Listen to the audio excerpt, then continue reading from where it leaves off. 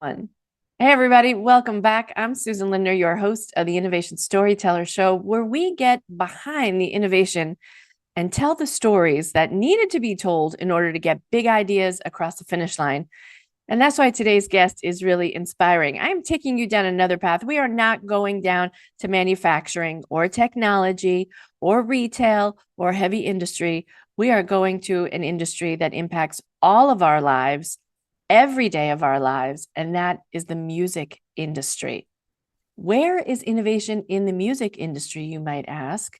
Well, it is not just in the MP3 player. It is not just in the shift from how we obtain our music or listen to our music, but it is in the very essence of the music itself. I'm talking about how artists represent themselves, talking about the kinds of instruments they use, and the way they decide that they want to share their genius with the rest of the world. And that's why I'm so thrilled to have Professor Amani Roberts here with me today. He is the internationally renowned speaker and author, awakening the creativity within the hospitality and music professionals, and that has laid dormant for years. As a professional speaker for thousands worldwide, Amani has left an indelible mark on audiences by using a combination of music and nostalgia to reconnect them to their most creative selves. His new book, The Quiet Storm, a historical and cultural analysis of the power, passion, and pain of R&B groups, comes out in February 2025. And that's why I'm so happy to have him here today to talk about this miraculous book, because Amani and I are big R&B fans. Amani is also an incredible professor in the University of California system. And he has just been, so who you're listening to. He is a Forbes Black community member. He has been honored with numerous awards, including being named the BizBash Top 500 in 2020. And he is receiving the 2022 Outstanding Part-Time Faculty Award winner for California State University, Fullerton. Not to mention, having worked in the hospitality industry for a long time, he is also a 3-time Marriott Chairman's Circle winner. So you are dealing with a heavy hitter, both on the academic side, on the music side. And if you didn't know, Mr. Amani Roberts is also a world-renowned DJ. So we're getting it on all sides with innovation goodness today. Amani, thank you so much for joining me. Thank you very much for having me, Susan. I love my introduction too. So thank you. I'm excited to chat with you today. Okay, so typically these conversations start off with, tell us about the innovation that you worked on and the stories that you had to tell to get us there. But we're going to walk down a different path today, because we have a music expert on who can walk us through some of the different changes that we've all experienced as fans of great music. And perhaps we haven't really thought about where innovation lives inside of the music genre. Can you help us put on our creative thinking caps for a moment and maybe just take us a little bit into the minds of some of the musicians that you study and you teach about? What does innovation and that kind of in a musical mind look like? Does the artist begin with a desire to create a new and different sound, or does it come from playing around and figuring out and watching something cool and new emerge? Tell us a little bit about the mind of the innovative musician. Yes, I would say yes to all those questions and all those assumptions, but definitely it can go from creating a new genre of music, which we'll talk about, creating a new sound. Innovation can occur with your live performances at a concert, on a tour, even just some of the members of your group, which can go against historical kind of normalities. So innovation is happening all the time, even using certain equipment. When you get to certain decades, there was just some supreme innovation. We hear innovation currently also. So it's all over. You might not even realize that you're listening to it or witnessing it, but innovation lives every day in the music industry. And it's even musicians playing around with new instruments that they've never played before, right? Or I remember hearing Michael Stipe from REM give an interview, and he was talking about that breakthrough album, the Orange album. I'm trying to remember what the name of it was, but he was saying that basically the members of the band got really bored with one another and they decided to all swap instruments. Mm. He picked up a mandolin that he had never played before, and said, we're all going to learn new instruments.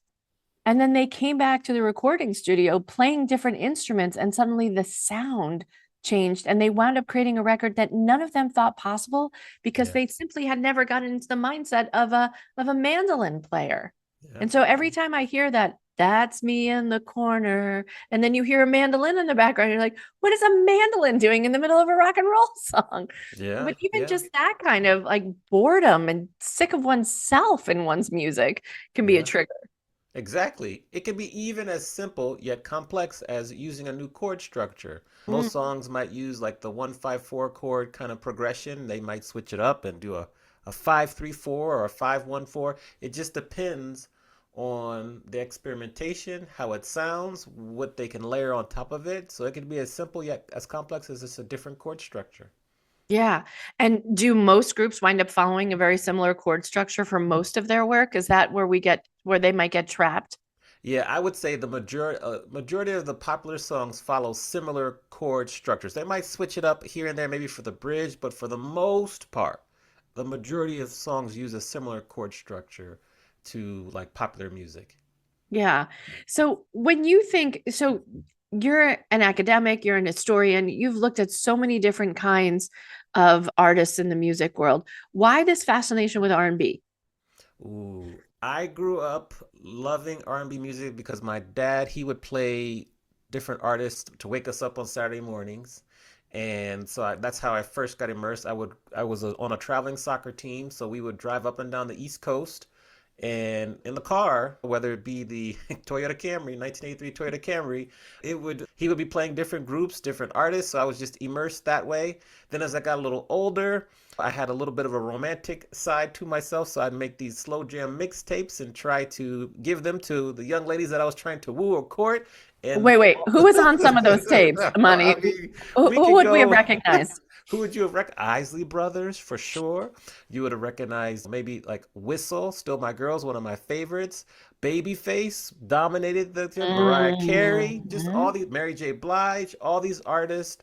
Boys to Men. Boys to Men, Ready for the World, Earth, Wind and Fire. Like we can go on and on about these groups and these songs. Of course, I had individual artists too that were on these mixtapes, and even there was one time I had a crush on someone, and I called her up on the phone when we used to make phone calls, and I played Ready or Not by After Seven. It's another group there.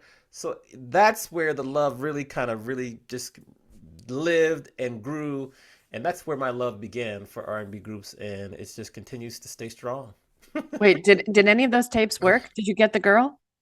A couple of them worked, yes. There A you couple go. of them There worked, you yes. go. You know what they say in baseball? If you want to get to the Hall of Fame, you have to bat 300. So let's say 3 out of 10 worked or whatever. That's amazing. I think that might have worked on me, being the music fan that I am. But that there's something that we clue into, right? I mean, we know that um, innovation is made more palatable, right? When we understand that we tune into the emotion of the listener. How cognizant are these artists about the listener while they're creating, as opposed to just making for making's sake?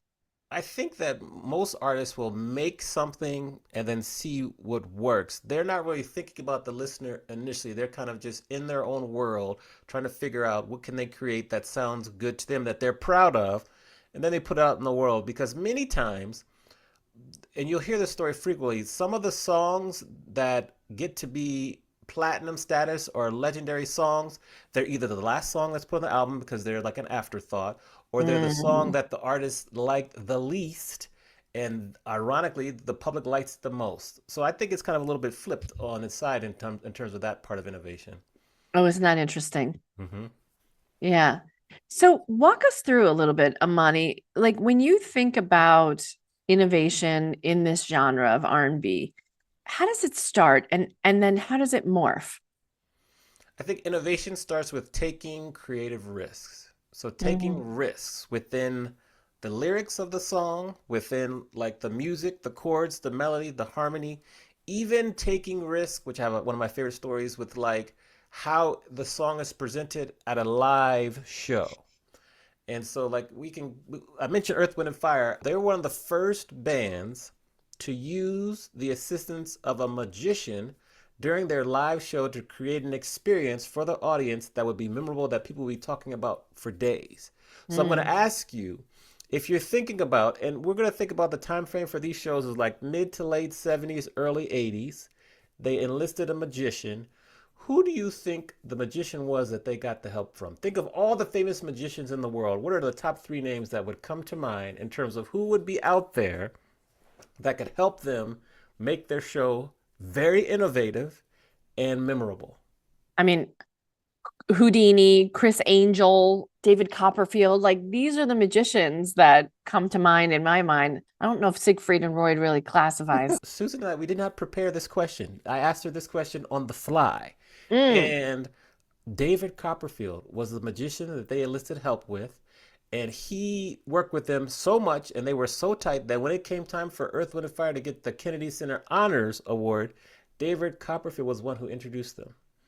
And so Wow. and so they had a great relationship and they worked on their live set. It was this pyramid that they brought to life. And so that's the whole point. And I'm glad you guessed it. You got it right on the nose. So that's just one small example of innovation. And I think taking creative risks is very important. Yeah. Well, within the innovation framework, we refer to that approach of going outside of your genre, outside of your discipline, outside of your industry to say, where can I learn something new that could actually benefit my business? So we refer to that as open innovation. It's when NASA held a competition to design the logo of its 50th anniversary. It's not to say that NASA doesn't have amazing graphic designers on staff, but they put it out to the world because so many people love NASA. And it wound up being a couple from Australia who designed that. Or it's an engineer in the oil industry who said, I bet we could turn corn into gasoline. Mm, Let's figure out how to do that. Let's go talk to farmers mm. about what biofuel really means. And now ethanol is a huge part of our lives, but the ability to step outside of that recording studio, right, and look beyond for what's possible in the performance or the creation really, so taking risks, that's a really big piece of it. And for all of my listeners, risk taking is just part and parcel of innovation. Yes, yes, Uh-huh. yes, absolutely. What else are they willing to do? Because it sounds like partnering is another way that artists really begin to introduce new sounds or think Yeah, about things yeah. differently. Partner, am I allowed to play music here or is that Oh, allowed? yes. Yes, Really? absolutely. Do it. Okay. Please, Okay. please. So I have a couple favorite stories about partnering. I call it like collaborating with others. Mm. So when we think of Kool and the Gang, Mm. they initially were like a mostly instrumental band. They had some singers going on, but like Kool and the Gang, they were able to hit number 5 on the Billboard Hot 100 charts, and it was this song here. So that was Jungle Boogie, and that's kind of where they hit they hit a plateau because it got to number 5. They were a revolutionary group, but they couldn't hit that next level. They just couldn't get to the next level. So Mm. what they did is they collaborated with two people. They first collaborated and got a lead singer by the name of JT Taylor. So they brought him in. Then they collaborated with someone, a Brazilian producer. So he went outside of the United States. He went down to South America. Uamir Diodata. Hope I'm pronouncing his name right. I think I am. And so he was able to help them recreate their sound. They collaborated with him, and then JT Taylor put his vocals on the top. And so they had a string of, let me think here. They had a string of like 3 hits. Their only number 1 hit was this song here, which is like a legendary song, Celebration. Then they went on and had a couple others like this song here. There you go, sing along. I love And then they you. had this one here. Look at you. Yes, yes. So that's cherished. So they were Right? able to have consistent like top hits that's how by collaborating with both JT Taylor and Uamir Diodata, and they were able to get to the top level. And just this past October, October 2024, they were finally inducted into the Rock and Roll Hall of Fame. So that's my favorite collaboration example right there. Wow, got it. I did not know that they only had one number one. It seems like those other songs were such a big part of my life. I just assumed No. they were number one songs. No, they only went, and I'll look it up real quick, but they only went to number 1 Celebration. And Celebration was a big song in like the 80s. I remember when the hostages were returned. They played Yep. this song for like Master. for the Olympics. It was a big song. And now you see like it's really popular. Yes, Joanna went to number two. Cherish was at number two, but Celebration in 1980 was their only Hot 100 number one song, and that's the chart which crosses all genres: country, hip hop, rock, pop, R&B. That was their only number one song. Wow. Wow. So that collaboration, right? And we talk about this all the time in innovation, that collaborating, sometimes we thinking about co-opetition, right? Sometimes even teaming up with a competitor can really yield amazing results. Do you find that these R&B groups think of themselves as having competition? I remember looking at music in the 90s, their VH1 had their divas show. Do you remember? It was like Yes. Mariah and Whitney and Whitney, Mary yeah. J. Blige, and you would have these, they saw themselves as competitors, Yeah, yeah. I think or the record back in companies made them well, made them behave that the way. record companies, because then it's how they're going to cut up the royalties, the revenues. So they were probably more in competition than the artists. I think nowadays you see more collaboration. Like you'll see Lady Gaga and Bruno Mars with a song together. You'll see like SZA and her. I think they have a song together. Or like you see a lot of single artists collaborating together. I believe we had the Temptations and I think it was the Supremes had a duet. Or they had some songs together. So there were some tricklings then, but it's more common now than it was before. But we don't really know whether it was the labels playing them against each other or themselves. So Mm. your co-opetition, I think it's much better now. I think people understand the value of accessing each other's platforms. So if we partner with you, I get access to your fans, you get access to my fans. I think, oh, I forget the artist, but there's a popular song with Bruno Mars and an Asian artist. Oh, I forget the name of it. I'll look it up real quick.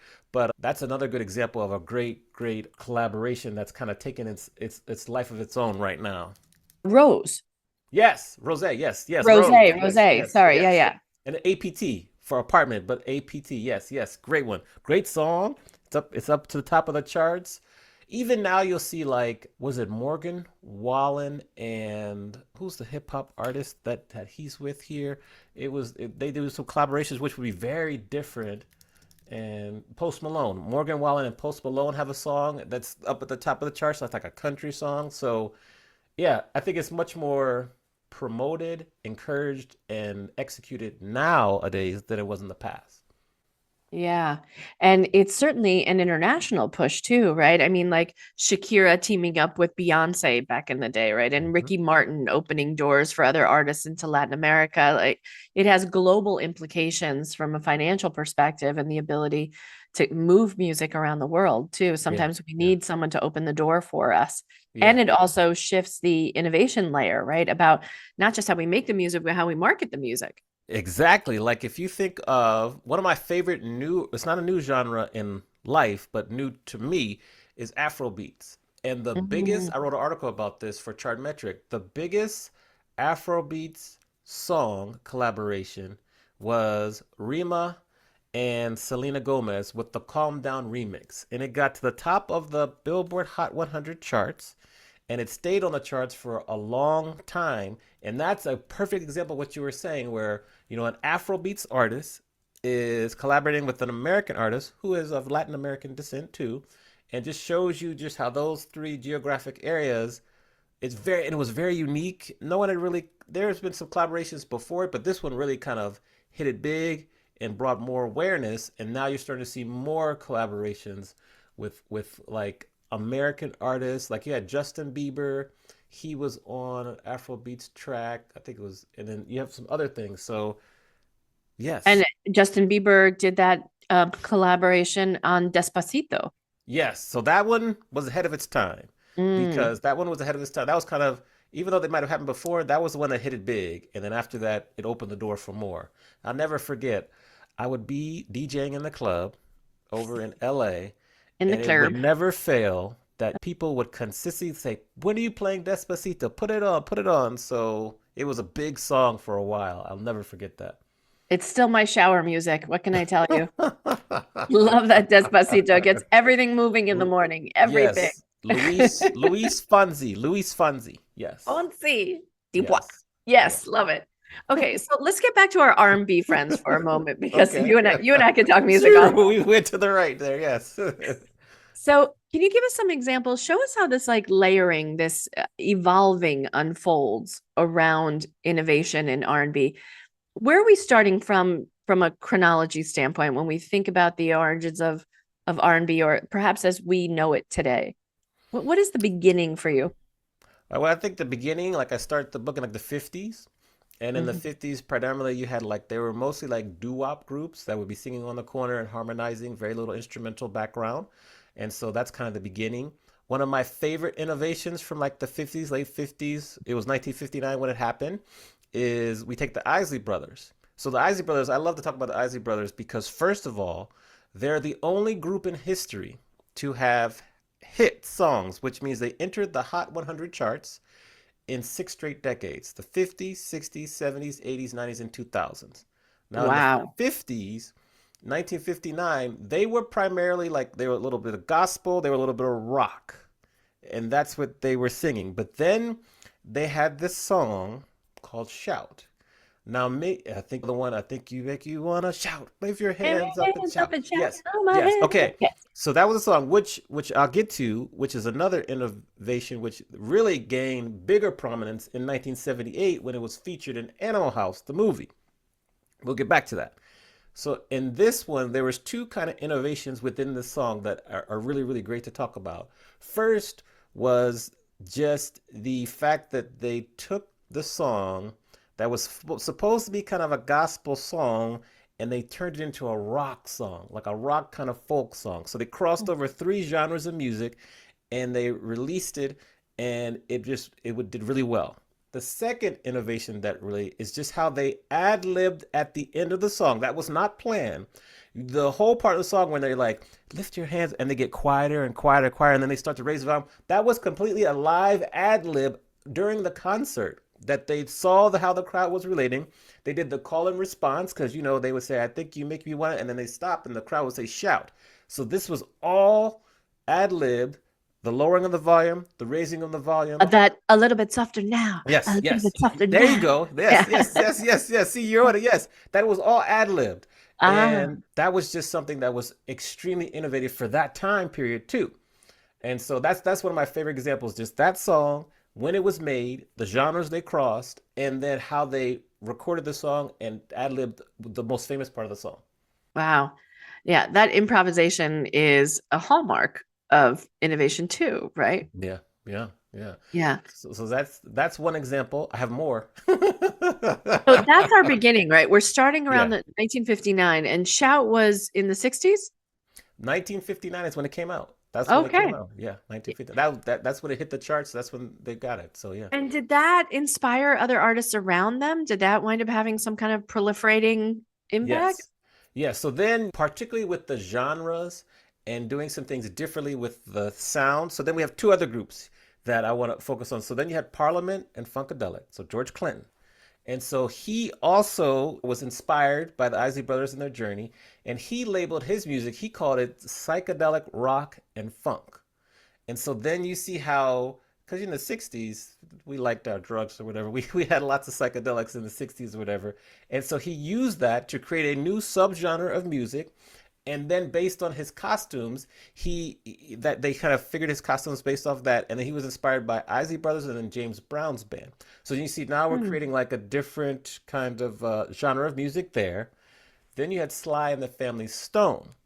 Their innovation was they were one of the first bands that had a racially and gender mixed band that hit it big because they had males, females, blacks, whites. I think they had a Latino in there, and they're part of the band. And so that was also a huge innovation at the time because that was unheard of. You might have a group with four guys and one young lady, like the Mhm. Gladys Knight and the Pips were getting big around that time.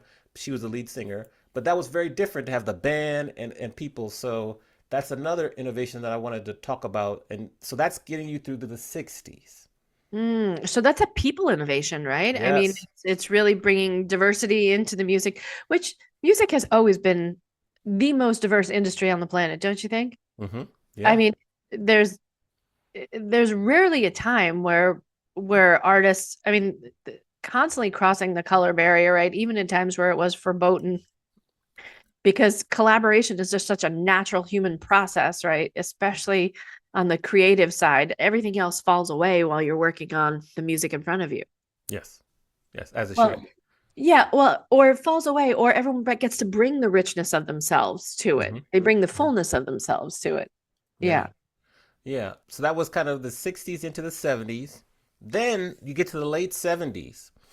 And it's so funny how people don't even know that this really happened in the late 70s. But we have like this group, Roger and Zapp.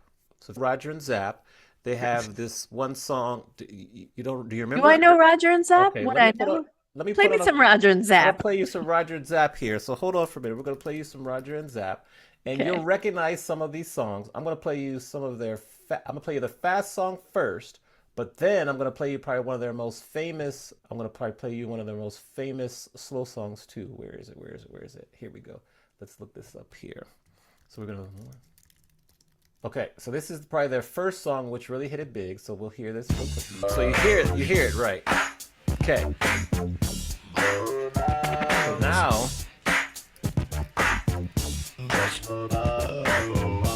Do you remember this slow jam?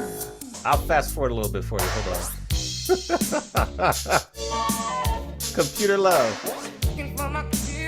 So there's a couple No, I things don't in know here. this at all. This is a good one here. So a couple things in that. So that's Roger and Zapp. So they had this device. It's called a talk box. So he would sing or speak into it, and it would adjust his voice so it makes it sound more robotic or whatever. That is now what we call auto-tune. But he was the forefather of auto-tune back in 1979, where he would speak and sing into this talk box and adjust away his voice. Because when you hear him singing, it sounds kind of like a little bit of a robot there. Right. Yes. So that So was they that was invented the talk box? yes, yes, yes. He didn't I don't know if he was the specific one that invented it, but he's the one that brought it to the forefront. I think he got it from someone. I have to check my facts there. But he was the one that brought it to music and had it in his music. And it was a phenomenal invention, but not many people use it until we get later on into like the auto-tune days when then T-Pain is one of the main ones who kind of brought it to the forefront. Now it's used as a plug-in on music production software so everyone can get auto-tune. You just don't even hear it. It's been refined. But he was the first back in 1979, 1980 to use it. So that's like a huge innovation in the industry. I'm thinking like Peter Frampton, like with that talk box too. Like I don't know what his time frame was, Yeah. but in a different genre, in rock, Yeah. completely separate. But fascinating. So this is the introduction of technology, and technology has always been a part of music, right? Yes. Since we started smacking rocks and our neighbors on the Yeah. head with sticks. Like Yeah. Yeah. I mean, I but can, then if you think about technology music, then you have like the ability to layer tracks on top of each other. Like you could have one person singing on one track, you have the same person singing the ad libs, and then another person singing the backup, and you layer it on it. That kind of was coming to the forefront, like the 70s, 80s. 80s was a really big time for like the synthesizer. If you remember, like the synthesizer and the synths were really big in the 80s. That was a huge innovation in terms of music production and the sound, which is ironic because people nowadays like Dua Lipa and Sabrina Carpenter have a really 80s sound to their music because they've used similar production techniques. Then as we get, so we that takes us through, then we get to like the late 80s. And then we have Teddy Riley. So Teddy Riley of Guy. So you remember Guy, the group Guy. So Guy has this one song I love. It's still the ringtone to my phone when my phone rings if it's not vibrate. on vibrate or silent. So this song, like, I'll fast for a little bit. This is I Like by Guy. Okay, so they play that. This, Teddy Riley, is the originator of a genre within R&B called New Jack Swing. So he created this genre called New Jack Swing, which got really big in like the late 80s, early 90s. You had so many artists that were singing and putting on their songs in terms of this New Jack Swing genre. So he was one that innovated a whole new genre, subgenre within R&B that took off and was massive for a good, I'd say like 5 to 7 years. It was this big. Describe New Jack Swing to someone who's never heard it before. How would you describe it? Okay, so I would say it's an up tempo song. So we're saying BPMs in the range of like 103, 104 to like 112, 114. BPMs is beats per minute. So it's like 105, 114 beats per minute. It has like the very similar kick drum and snare that kind of speeds the tempo along, and it's just the feel of it where it's really like fast songs to dance to. You could do really good routines to, and it's just like a whole genre. And like Mm. that's kind of the best way to describe it. I'll look like just to see like how the people would define New Jack Swing, but that's kind of how we look at it and see like it kind of really combines some hip hop elements, R&B elements. It's up tempo, late 80s, early 90s, and a lot has to do with like the production. It combines a little bit of jazz, also heavy rhythm, clear vocals, and the use of like electronic drum machines. Like I think a Also, little bit of like Miami Vice in there. I think a little bit about New Jack City, the movie, right? oh Um, yes, yes. Well, they have a song from the New Jack City the movie that is New Jack Swing. mm. And when you're talking specifically about the drum machines that are used when you hear the kick and the snare and the beat, they use like the Roland TR-808 and the SB 1200 sampler. So that's kind of Oh, sure. We all have one of those. yes, yes. I'll go Absolutely. pull one up out of my closet over there too. Yes, yes. So yeah, so that was kind of takes us. Those are like some of my favorites. Yeah, yeah, yeah. Those are like. I mean, I just went through a whole long list with you. So Yeah, fantastic, fantastic. Because it's not something you hear about anymore so much, right? yeah, yeah, yeah. So that's kind of the world, and of course, those are all groups that we were talking about. And like Teddy Riley was in Guy first, then he had Rex and Effects, which is a small time period, and then Blackstreet. Blackstreet was probably the group Mhm. that he had that had his most commercial success. He and you know the big song from Blackstreet, right? Tell me. Oh, okay, okay. Well, you know this. You'll I recognize it. might. I probably will recognize it right away. I hope. Yes. Yeah, So you recognize this, all right? No diggity. I like the players. No diggity, no No doubt. doubt. Yes. Yes. What a different sound, right? That Yes. shook up everything. So this one, if we take it back, Yo, Trey, drop the verse. It's going down, fade to Black Street. okay, so we'll pause it before they start to curse. But anyways, speaking of collaborating, so the story behind this song is that he couldn't find anyone that wanted the song and wanted to sing the first verse. So he ended up singing the first verse, and then people would drop on and sing the second and third verse. He then convinced Dr. Dre to appear on the track also, who then he brought in Queen Pen for the female artist to be rapping on the track. But no one wanted the song. No one wanted to sing the song or wanted the song. It ended up being a Grammy winning song. I think Rolling Stone selected as one of its 500 best songs in history. And Wow. it was the biggest song ever, and they won a Grammy off of it. So it shows you collaborating with others. He collaborated with Dr. Dre, who was huge at the time, Queen Pen, and he also, which is important innovation, he believed the song was good before other people adopted the same belief. So he had that, I'll call it resilience, where he really kind of he understood the beauty and what the song could be, and he kept with that belief and didn't give it up. Yeah. Which is such a lesson for innovators everywhere, right? I mean, you really have to have a strong faith in your convictions, right? I mean, you have to be really convicted around your own breakthrough, whether it's a product or service or a song, to stand by it. And I mean, we hear these stories all the time over and over again in Hollywood, right? About who passed on what script and the big decisions about giving up those opportunities and going, wow, I really could kick myself now, right? Exactly. Yes, I agree Mm, 100%. yeah. So now we're at this new phase where hip hop and R&B are really kind of beginning not to butt heads, but to really meld with one another, right? In a way Hmm. that we hadn't seen before. Well, we hadn't seen hip hop before. So Right. this new genre, though, was really being fed, especially sampled, right, by Yeah. a lot of great R&B. Yeah, yeah. Sampling is that's a whole, we could do a whole show on that. One of my favorite examples I'll share with you in a minute. But yes, so hip hop got to be really large where they, even today, they give ode and give flowers to R&B groups of the past by sampling some of their tracks and putting it underneath and doing that. And that's actually one of the more primary ways that people learn about legendary R&B acts is through sampling that is done from many artists, because many times people will not know. I forget, there's a popular song that samples a Troop song. Troop's an R&B group from the 80s and 90s, but people would know about Troop, but then it's sampled in a popular song. I think it's a Summer Walker song, but yeah, that happens all the time.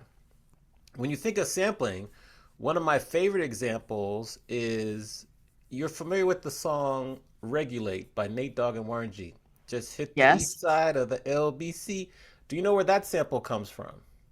So No. that sample comes from this song. I'll play it for you. It's one of my favorite songs. It's by an artist that was in the Doobie Brothers. So now we're crossing over to like yacht rock. And so this, hold on, not this song here. This song. So this is the track that's underneath Regulators. God, I feel like I need to be in an open convertible cruising through LA right now. Yes. So this song, I Keep Forgetting by Michael McDonald. You don't even know me, right? Keep singing. I don't know the lyrics. So this is the I Keep Forgetting. And that's one of the best examples of sampling, because they sampled the track, put it underneath it. Unfortunately, you listen to his interview on Questlove Supreme's podcast, they offered him $30,000 to sample that song. He accepted it.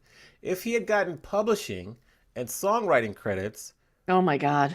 he would be even more rich now. He would have gotten 8 figures, because that song is still played. It's a legendary hip hop song. And Legendary. so that's a music lesson I teach my students about sampling, making sure you understand how to get your publishing, your songwriting credits, um, protecting your IP, because but he didn't know. So that's my whole point, is that even artists that are the most experienced don't understand kind of the music business, how to make sure they're getting all the pieces of the revenue pie consistently, because if he didn't own the publishing, and I'm not sure if he might have bought back the publishing by now, but when that song is put in movies, it was put in Above the Rim, I want to say, like, that's royalties that are just going to keep coming. When it's played on the radio, that's royalties that are going to keep coming. So that's a great example about sampling, but also a cautionary tale about the music business too. So can we just, Amani, this is your area of expertise. I mean, I love learning about the innovations in the music industry, how R&B has shifted, as a huge fan myself. But can we talk a little bit about the business of music for a moment, and the innovations, the shifts that you've seen over time? Because you are a professor on this very topic. You are teaching students about the business of music. You coach artists on how to really learn about the industry, how it works, contracts, NDAs, all different kinds of things. Tell us what you've seen kind of evolving over time in the music industry. Maybe some of my innovation listeners can take from what you see transpiring in the music industry. What do you see has shifted in business?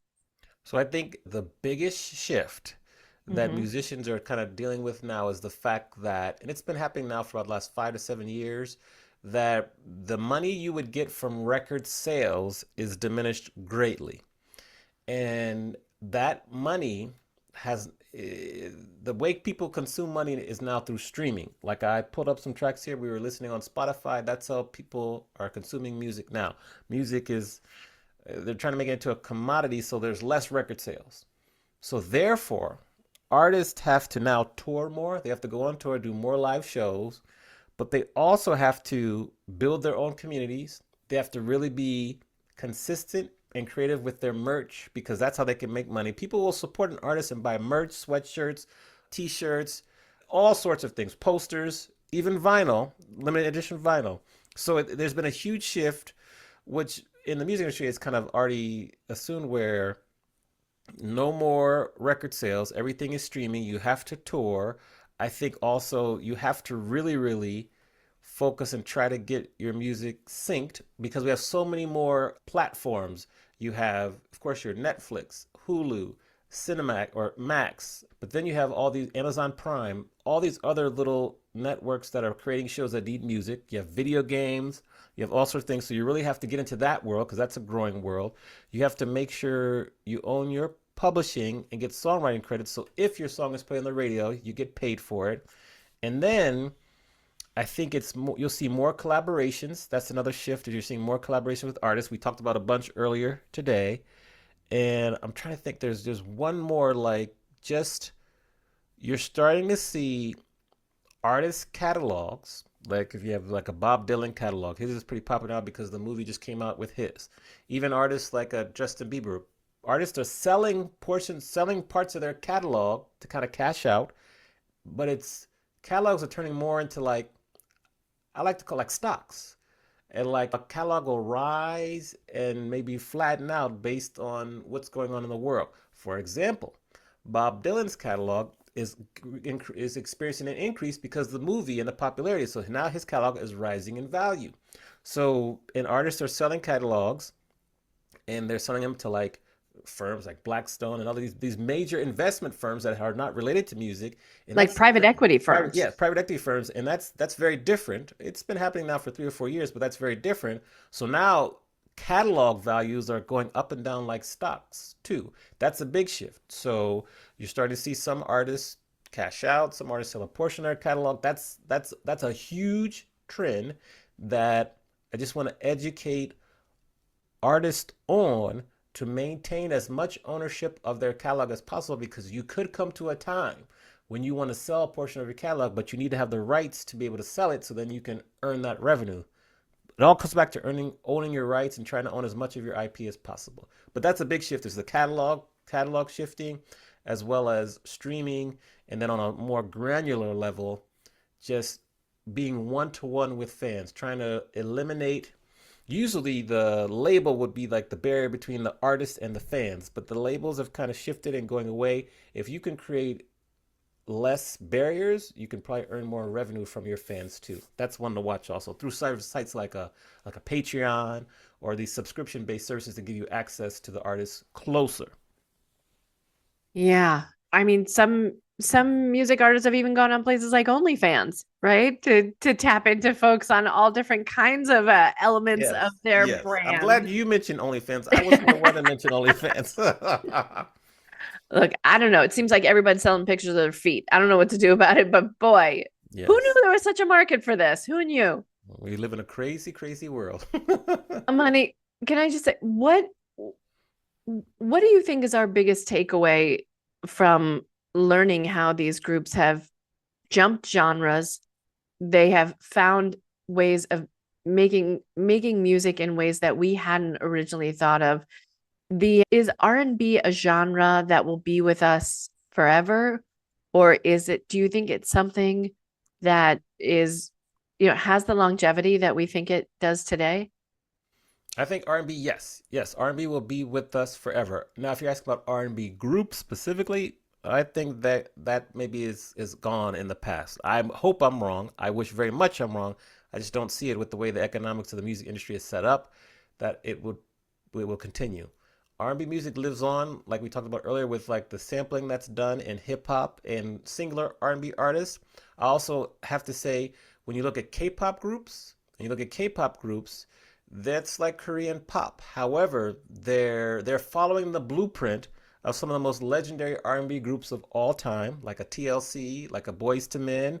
Like they're following that blueprint, and that's the foundation that R&B and R&B groups laid. So I think that's another example of how it will live on. You'll just kind of, because you look at a Blackpink video or a BTS video, it looks like a New Edition video or a TLC video. So they're following the format, which is a tribute to R&B groups. So I think that's how it will live on. And we'll just have to have people like me continue to share the stories and make sure we all stay aware. Well, please tell us, Professor Roberts, where we can pick up a copy of your very readable book, right? We're not talking about an academic tome that's diving into this, but we're really looking at how R&B has kind of shaped all of our lives, right, over this time frame. Tell us where we can learn more about the book, find the book, etc., because we all want to get a copy. Yes. So you can go to thequietstormbook, all one word.com. That's the book website. You can order it there, get it. If you want to learn more about me, you can go to amaniexperience.com, sign up for my newsletter. But those are two places you can get the book. Of course, you can search for The Quiet Storm, Amani Roberts on Amazon also.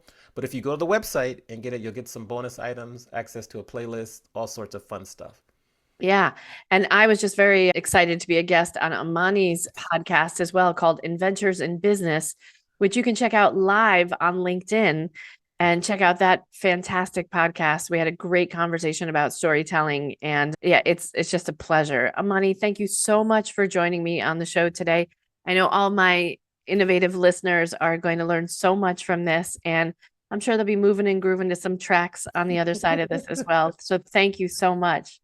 My pleasure. I appreciate you inviting me, Susan, and I've just had so much fun talking to you. So thanks again. Thank you.